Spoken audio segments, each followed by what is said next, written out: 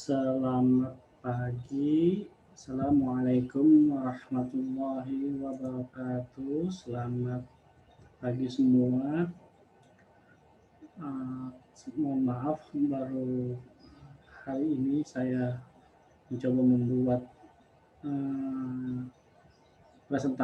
penjelasan tentang presentasi untuk week kedua atau minggu kedua kita. Saya akan coba membahas apa yang ada di materi pertama, yaitu konsep pemboran. Perlu diketahui untuk petroleum exploration, untuk proses timeline dibagi beberapa tahapan. Yang pertama adalah tahapan data akuisisi atau pengambilan data, baik itu di land ataupun di offshore. Ya. Jadi baik itu juga seismik ataupun non seismik ya. Karena sekarang itu data penunjang banyak sekali ya. Kemarin saya melakukan acquisition offshore seismik di daerah Yamdena, itu sekaligus mengambil data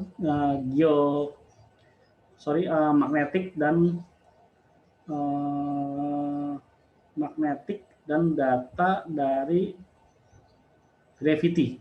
Jadi di satu kapal ada, selain alat survei seismik sendiri, itu ada alat untuk mengukur gravity dan magnetik ya. Kemudian di tahapan setelah akuisisi kita akan melanjutkan ke tahapan processing dan interpretasi data.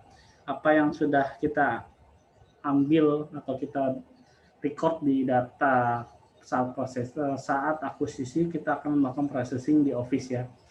Sebetulnya kita juga melakukan direct processing ya di saat melakukan pengambilan data yang biasa disebut onboard processing, biasa di dalam vessel ataupun di lab atau labo saat di lab ya.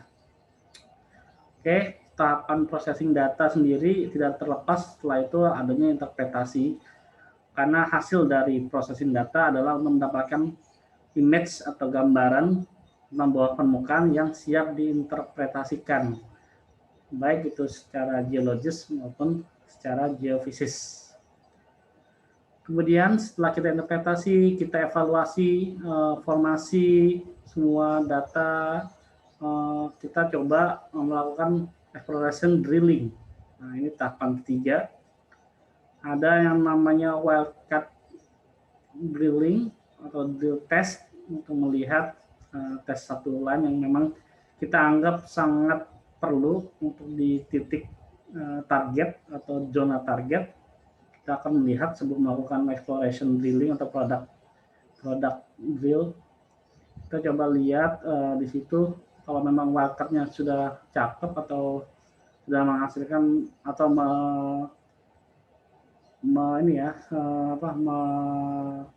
menunjukkan sesuatu yang baik secara ekonomis, maka akan dilanjutkan. Bila tidak, perlu dikembalikan lagi ke evaluation processing-nya dan interpretasinya untuk opportunities-nya. Kemudian setelah itu, setelah melakukan exploration drilling, baik itu kalau misalkan di discovery, maka akan dilakukan production test sendiri, dan kita akan mencoba, nah di sini peranan reservoir geofisis dan orang minyak ya, sudah mulai minyak, untuk melakukan production dan analisis result.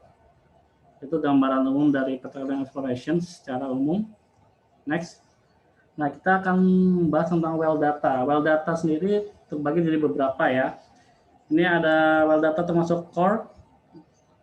Core ada yang konvensional, ada yang langsung diambil vertikal dari bit, ataupun yang SWC atau side wall core, atau yang diambil dari samping ya, dari samping core-nya, well core-nya. Terus ada juga data berupa cutting, hasil cutting. Terus matlog kita juga merupakan sebuah data lumpuran, master log-nya. Terus tidak lupa juga ada wireline log, gamma ray, density, neutron log, resistivity dan sebagainya sebagai wireline log. Ada juga data log berupa DST atau drill stem test drill stem test maksud saya. Kita biasa juga kita sebut dengan UKL, uji kandungan lapisan, di mana biasanya dilakukan dengan menggunakan getaran atau fibrosis, dan juga resistivity ya dengan listrik ya untuk SWC ini. Oke, atau sorry, maksud saya UKL itu ya untuk kandungan lapisan, uji kandungan lapisan dia itu seperti apa lapisannya, resistivity-nya berapa, itu secara cepatnya ya. Oke, itu well data. Oke, apakah log itu? Nah, ini kan biasanya kalau bukan GNG pasti mikirnya adalah illegal logging ya, pengambilan kayu di hutan secara ilegal. Nah, kita yang sebagai GNG tinggal menjelaskan kalau untuk bagian log itu adalah drilling ya, drill log, mengambil atau misalnya pengukuran informasi di bawah permukaan. Oke, well log sendiri punya determinasi atau merupakan gambaran suatu teknik untuk mendapatkan database permukaan ini dari Schlumberger 1958, saya kutip, dengan menggunakan alat ukur yang dimasukkan ke dalam lubang sumur untuk evaluasi informasi dan identifikasi ciri-ciri batuan di bawah permukaan. Nah, ini ciri-ciri batuannya secara petafisiknya dan rock fisiknya bisa kita evaluasi dengan well logging. Oke, terus ada beberapa hal penting juga termasuk di bagian wilayah bor atau zona bor sendiri dibagi menjadi 3, yaitu flush zone atau zona yang terinvasi, invaded zone ya, ini maksudnya termasuk dengan transition zone, jadi zona yang masih bisa diinvasi ya dengan lumpur ya, itu disebut invaded zone. Juga zona transition zone, zona yang menengah atau mendekati zona invaded zone atau tidak bisa terinvasi. Ini fungsinya adalah untuk kita melihat seberapa besar formasi untuk merespon mat yang kita masukkan melalui lubang bor. Jadi di situ kita bisa tahu jenis-jenis perkiraan formasi yang ada ya. Dan juga sebagai bahan where the far of the region for the daerah permeabilitasnya. Oke, log adalah suatu grafik kedalaman ya, depth atau waktu dari suatu set data yang diukur secara berkesinambungan. Oke, jadi kita akan lihat sebuah grafik ya. Sebenarnya angka-angka, tapi angka-angka itu kita bikin grafik biar mempermudah khususnya untuk melihat trennya. Jadi untuk membaca log juga, untuk secara quick look juga bisa dengan melihat langsung event-event atau anomali-anomali yang terjadi di log tersebut. Oke, mat log dibagi beberapa. Untuk log ada yang mat log atau master log sendiri, bentuknya untuk dari ROP, rate of penetration, baik itu WOB atau work on beat ya, si beatnya, berat di beatnya. Terus ada juga RPM, rotation per minute-nya, dari beat-nya. Ini semua masuk ya, ada temperature mood-nya, matnya, discrete cutting-nya gimana, terus gas chromatography juga seperti apa. Ini contoh-contoh dari master log. Baik untuk wireline log sendiri ada banyak yang kita ketahui dan sudah mungkin mahasiswa sudah pada tahu ya. Untuk gamma ray, resistivity, Ball density, neutron porosity, sonic dan bla bla bla. Nanti kita akan coba bahas satu persatu. Ada 9 log yang memang krusial menurut saya. Jadi nanti kita next minggu depan kita mulai diskusi lagi untuk bagian-bagian log tersebut. Oke, ini tentang log. Log itu mengukur dari kedalaman. Kita akan pengen atau ingin mengetahui sifat batuan dan sifat fluidanya. Dilakukan ada 2 saat, 2 timing, baik itu saat open hole atau tanpa casing, saat pemboran, logging while drilling, atau measurement while drilling, untuk kita sebut LWD sama MWD ya. Oke, nah LWD itu sendiri memang mirip ya dengan wireline logging, tapi mempunyai perbedaan. Nanti kita coba bahas ya. Di mana sih perbedaannya, serupa tapi tidak sama gitu ya. Ada beberapa yang paling gampangnya adalah dia untuk quick look ya. Jadi kalau untuk wireline just lebih teliti dan lebih banyak parameter yang bisa diambil. Sedangkan measurement while drilling sendiri atau MWD sendiri itu biasa untuk melihat saat pengeboran ya, untuk melihat trajektornya lubang bor, di mana inklinasinya, azimutnya seperti apa, itu bisa dilakukan di saat MWD sendiri. Oke, jadi dengan desain atau biasanya data-data tersebut diambil dengan menggunakan kolom lumpur ya atau map post telemetri untuk melihat datanya ke record atau melihat data di surface ya atau di mobil komputer. Oke, open hole dan cache hole setelah melakukan casing sendiri juga bisa. Biasanya setelah casing selesai, bawahnya kita langsung coba ini ya, langsung melakukan logging ya. Biasanya untuk yang daerah-daerah formasi yang tidak compact itu kita perlu cache hole ya, biar nanti kagak atau tidak ada peluruhan atau compacted. Oke, interpretasi digunakan baik secara geologis, terutama petrofizik dan parameter produksi itu sendiri ya. Ini contoh di kanan kita gambar, ini cross casingnya, dan ini open hole-nya ya, uncasing ya, atau tidak tercasing. Oke, next. Kelebihan dari well data logging sendiri adalah mengukur data kondisi reservoir gas. Kita bisa mengukur hampir setiap sumur tetap sedia misalnya murah logging dibandingkan dengan ya. Standarisasi tampilan data juga sudah standar, jadi kita standarisasi sudah ada, jadi kita tinggal melihat bentuk atau respon dari logging sendiri, jadi kita bisa quick look juga bisa, secara litologi kasarnya kita bisa memperkirakan. Terus ada juga untuk evaluasi parameter reservoir, baik itu secara horizontal dan vertikal dengan fluida. Kalau misalnya vertikal bisa langsung ya, jadi di titik itu tersebut kita bisa lihat formasinya seperti apa, batunya seperti apa. Tapi secara lateral perlu kita combine dengan seismik itu sendiri ya. Jadi nanti ada well seismic tie sendiri, itu gunanya untuk memperlebar penglihatan kita ya secara lateral atau zona kita. Karena titik bor sendiri ada bentuknya vertikal satu titik, dan kemudian kita bisa memperluas dengan mengcombine dengan seismik yang ada. Oke, keterbatasannya pengukurannya tidak langsung karena kita akan proses dulu, dan radius propagasinya sepanjang lubang bor. Oke, ini sedikit gambaran umum aja yang nanti saya sudah saya dapatkan. Untuk cost-nya sendiri untuk vertical land ini sampelnya banyak di peralatannya ya, fill dan rig time-nya ya, untuk persentase uang yang dikeluarkan ya. Selebihnya loginya hanya 8%, masalahnya 0%, dan mapnya 20%, dan lain-lainnya 7%. Oke, ini contoh log header. Nama ini log header-nya sudah lama ya, tapi menurut saya basic dari header sendiri sudah ada di sini. Dari referensi kedalaman sumurnya, kedalaman casingnya, ukuran bitnya, dan jenis dari mapnya.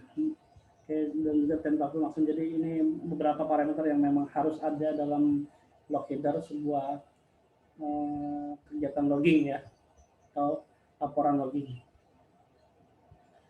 Nah, ini contoh gambaran tadi yang dimaksud dengan grafik adalah prestasi log sendiri.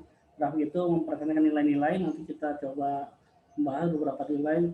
Ini di sini ada caliper, ada SP, ada LLD, LLS, MFVCL itu di bagian resistivity, di mana ada lateral log shallow dan deep shallow ya resistivity. Terus ROB untuk neutronnya, THNMB dan DRO-nya ya. Itu semua contoh prestasi log yang umum kita lihat untuk kita pelajari, khususnya untuk analisis sumur mata kuliah ini. Oke, next ini ada sedikit gambaran umum untuk memorize log. Jadi ini kita coba ada beberapa tools-nya ya. Satu tools CLC log sendiri itu ada sensornya dan ada measurementnya. Nah, jadi ini hanya sebagai gambaran aja, dimana waktu itu ada yang memorize dan non memorize ya. Oke, ini sampel dari unmemorized log dan memorized log.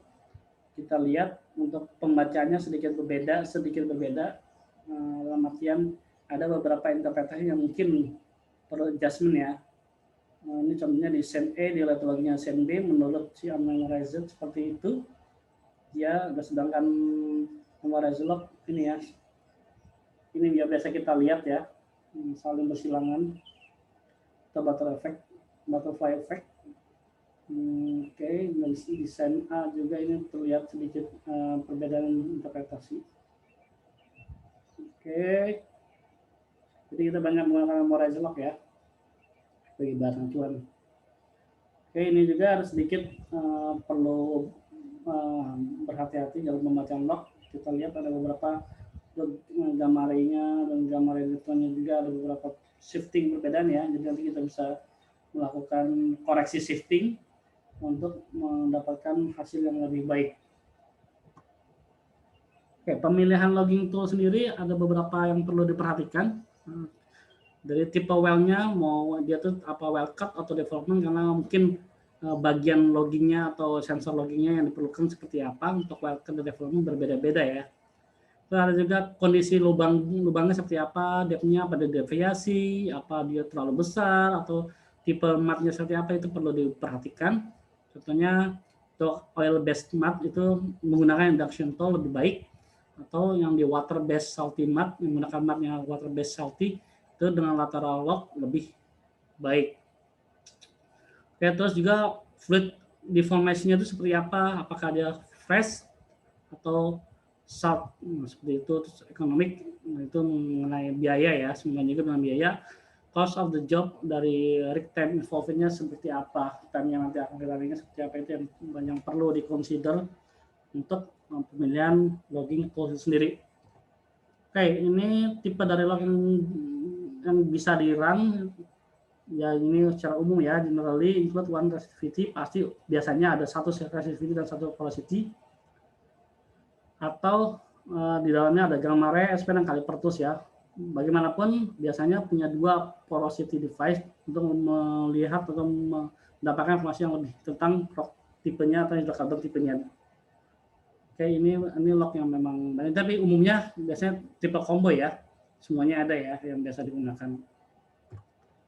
Oke, ini contoh dari map-nya dan daerah bednya untuk fluid content-nya dari sekitar dari borehole, bisa kita lihat resistivity-nya. Ini juga contoh dari tool speed-nya, dari logging-nya sendiri, itu seperti apa, resistivity seperti apa, sonic seperti apa.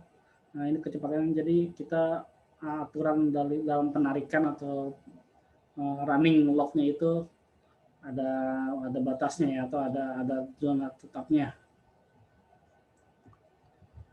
Ini responnya, salah satu sedikit referensi, sebagai referensi aja, responnya dari salt seperti apa untuk sonicnya dan si dalam stone-nya, underlight, sulfur, dan casing ya.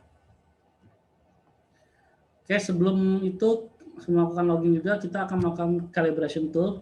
Mengkalibrasi umumnya ini dilakukan oleh pihak yang pemerintah ya, seperti SKK atau Lemigas biasanya untuk calibration log ini sendiri.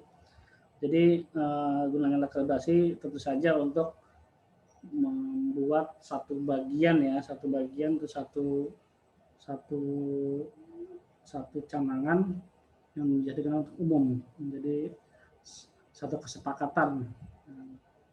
Jadi logging tool itu dicoba dulu dikalibrasi dengan industri standar sendiri untuk memastikan semua tool berjalan dengan baik, tidak ada miss nanti interpretasinya, dan normal saat digunakan.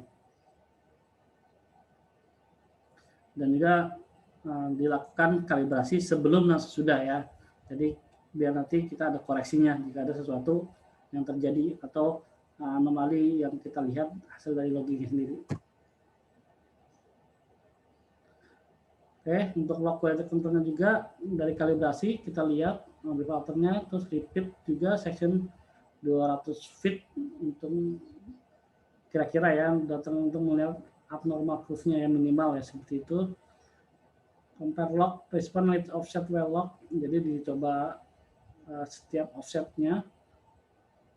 Terus hole finish-nya juga dibuat stable.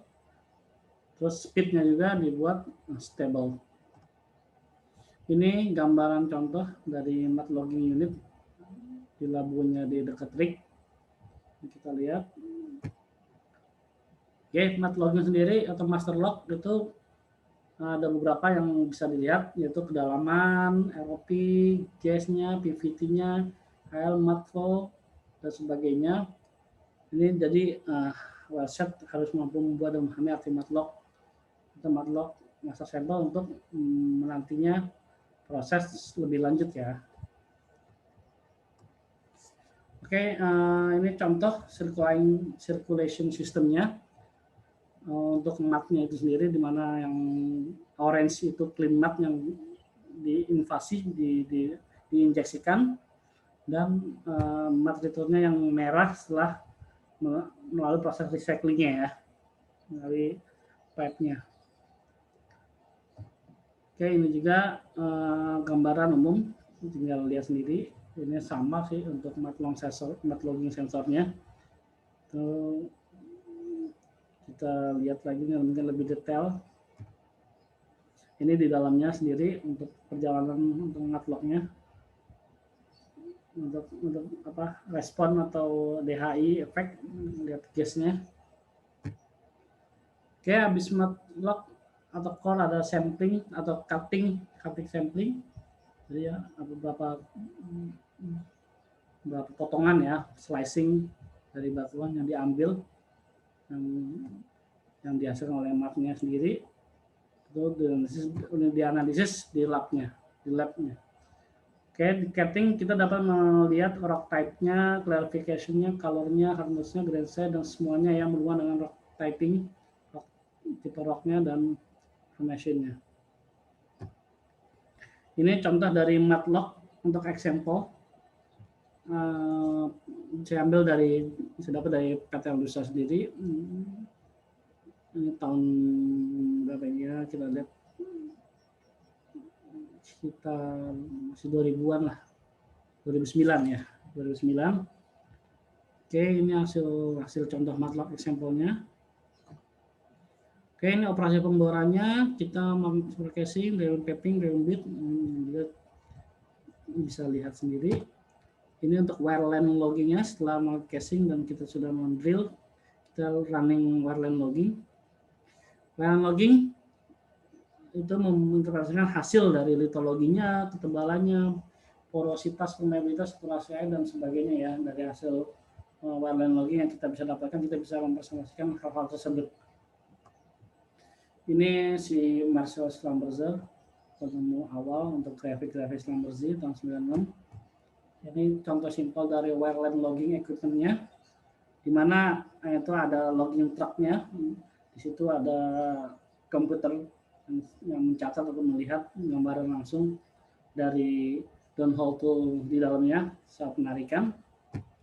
Ini contoh gambar zaman dulu ya, untuk gimana alat atau logging prosesnya. Ini dan tercatat first well log recorded in 1927 ya, 1927, jadi cukup lama sekali, sudah hampir 100 tahun, hampir 100 tahun sudah lakukan logging. Oke, ini juga sampelnya aja. Ini contoh-contoh apa ya, truck loggingnya.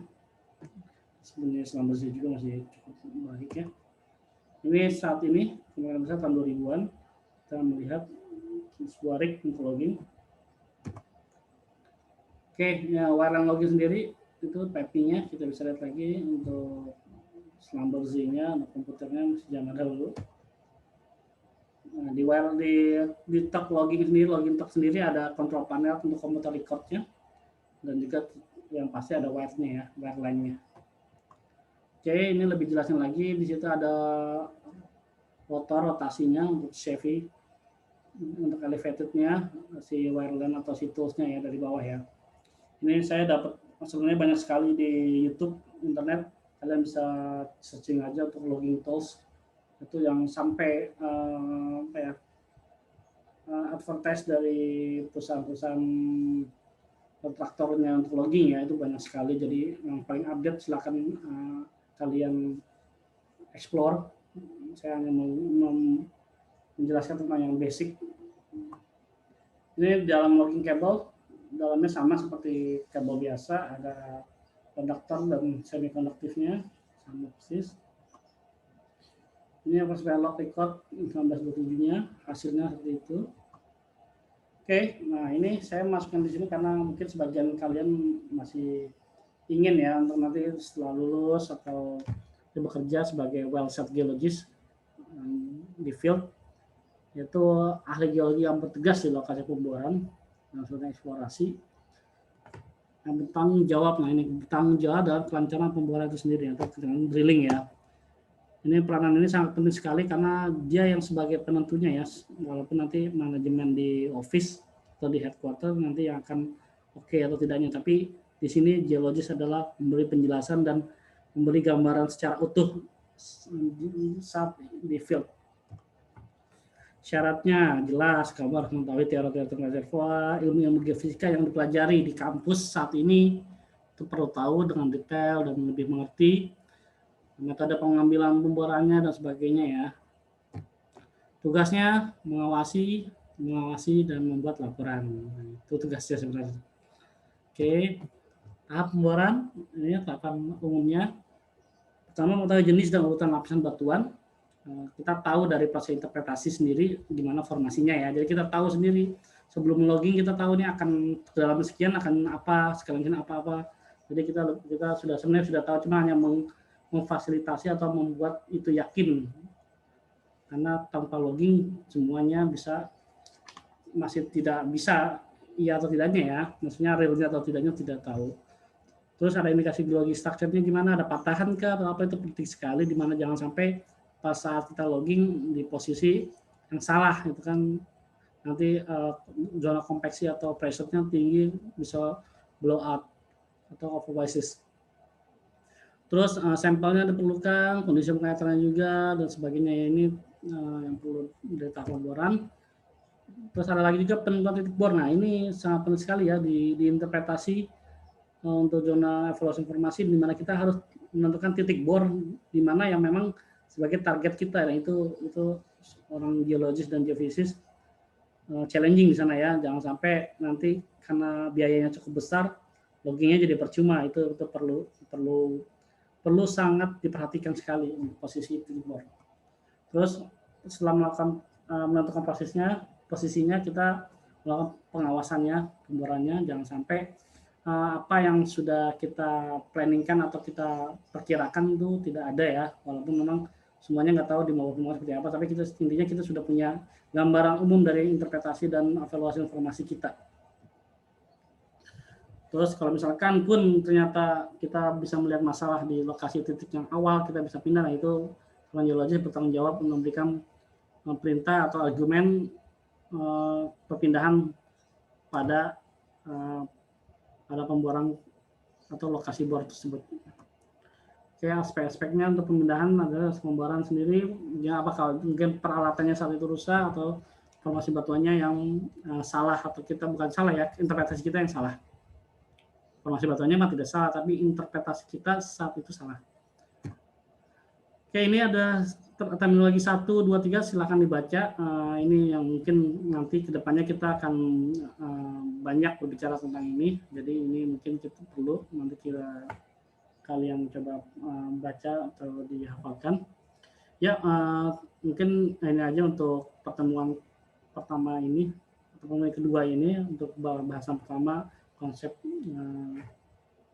pemboran. Mungkin nanti kalau misalkan nanti kalian ada pertanyaan, silakan tulis saja di komentar.